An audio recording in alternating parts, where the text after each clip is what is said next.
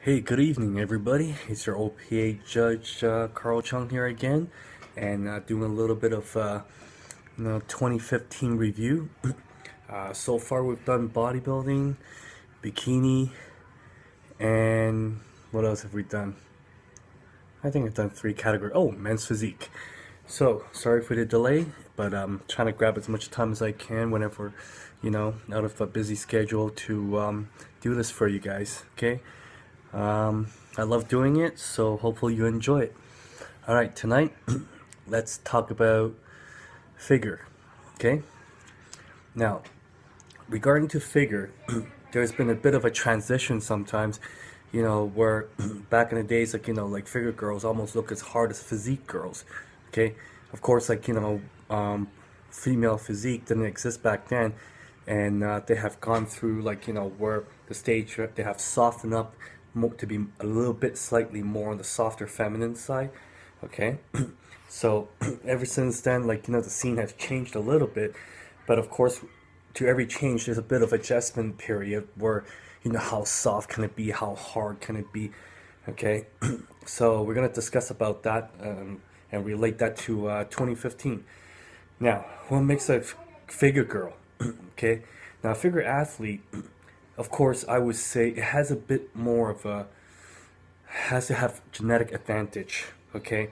Because the first thing to be a figure athlete or even physique or fitness, because they're posing, it's very straight dead on. There's no twisting, turning kind of thing where you can't hide certain things. So the first thing I want to discuss is bone structure. Okay, because a lot of athletes have come up to me and asked, "Oh, do I belong in physique, figure, bikini? Can I move up in bikini to figure?" Well, of course you have to consult with somebody that actually knows the sport. Okay, you can't just ask a parent or ask an uncle or you know, you really have to just have to ask a professional about this. Okay, a judge, a really good coach, a representative of the federation, in different region, a high level athlete like in the national. So let's talk about bone structure wise. Now, how does that give you an advantage and a disadvantage? A figure girl, okay? First, we always look for what? Small waist, wide shoulder, okay? And then taper right down, quad sweep. Everything, it just flows in a V and comes back out slight at small waist and slight back out on the quad sweep, okay? So you can see that silhouette shape, okay? But to help produce that, okay, and to build muscle on top of the bone structure and decide how much to build on top of that bone structure, first you can analyze how's your bone structure are whether it's more gifted or it's not. You have to work harder on it, or is it actually doable inside that category, okay? If naturally your clavicle is very short, which means you have to build a lot of delt cap, okay? The shoulders, the delt cap were rounds out, so when you're standing front straight on, there's no hiding that you can see how wide the shoulder is. Nice and muscular, feminine. It curves outward, okay? It's not flat, okay? And then your lats taper in, okay? Like a V when you see it from the back or even in the front into a nice tiny little waist. Now, if your bone structure is unfortunately big where your hips are wide, whether it's genetic or maybe after you have kids and stuff like that, okay, it is a very disadvantage, unfortunately. But it's part of the sport. We can't compensate you. Oh, but I have 4 kids, I have 3 kids, I have 1 kid. I'm sorry. Sport, it's a sport. It's just like, if you're a hockey player where genetically all of a sudden you have thyroid problems, you gain a lot of weight and you can't skate as fast. Would they compensate you? No. So it's just part of the sport. I'm sorry. Okay? It's just the way it is. Your hip bone structure plays a big role into how well you taper into your physique as you look at the silhouette. If your bone structure is big, it's going to make your glutes look big. And then how does it equal out in proportion playing in the symmetry role to your shoulder width ratio? Okay? And with ratio, it's very important to control that V taper, how much it comes in, how much it comes out. You don't want to be square, because if you're square, then, which means there is no shape to you, okay? It's very blocky, as we call it, okay? So you have to make sure, like, what you have as a bone structure, can you build on top of that? Can you build a shape on top of that bone structure? What is really doable for you? Like, if you're naturally wide hip bone, can you build a shoulder actually wide enough to compensate for that? So then your shoulder look even wider, and you can taper in to make your waist and hip look even smaller.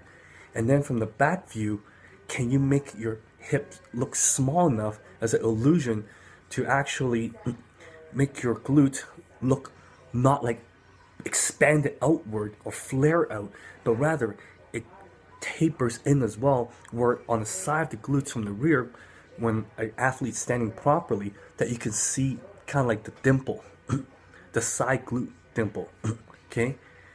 So that's what's important in terms of bone structure, okay?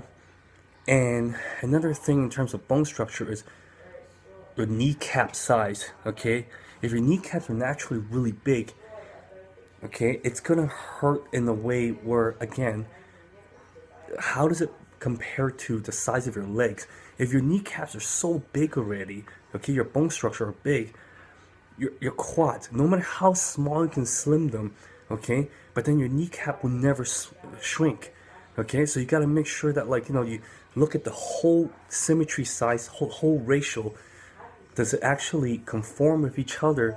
Does anything stand out? Even your kneecap, does it make you look like, whoa, she got big kneecaps, but her quad looks too small to compare to it? But if you grow your quad too much, is it overpowering your upper body? So it all comes down to how it affects each other, okay? That's why it's something that you need to even look at. Like your calves, when you have big kneecap, it's natural that you're a more muscular or bigger bone person.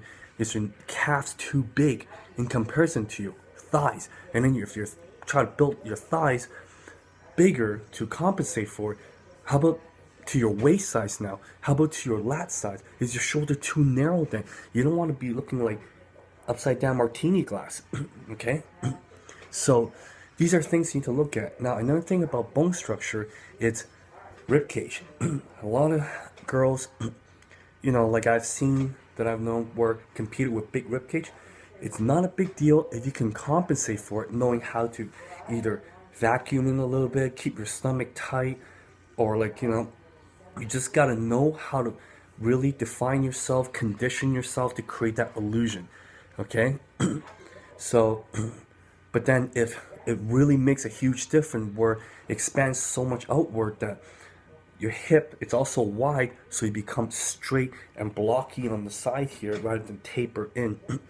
So that's one genetic, unfortunate that you have to look at to before you become a figure athlete, okay? But then, of course, unless you try, you don't know. But at the same time, you have to be realistic. If you keep trying and trying and you can't do it anymore, then hey, drop down a class, do something that you like, okay? Or unless you're a bigger person, you're a bigger bone, more muscular, think about physique then maybe.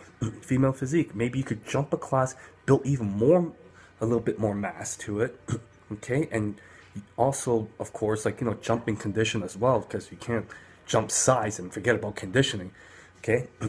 So that's figure in terms of bone structure, okay? We talk about clavicle, how wide it affects you, rib cage, your hip, even your kneecap. Everything affects each other, which is why when we talk about genetically gifted or something like that, or genetically where it's setbacks, that's where it comes from, okay? It goes for guys and girls, okay? When guys have big rib cage, in a way it's a big advantage. It makes them look bigger, but they have to build more muscle around it to equal it up. And depending on how the rest of your body look, would you look blocky? Would you look, So it's the same thing in every category. All right, so this is part 1 of the video. I'm going to end this right now first because I have limited space on my phone, and we'll continue on part 2.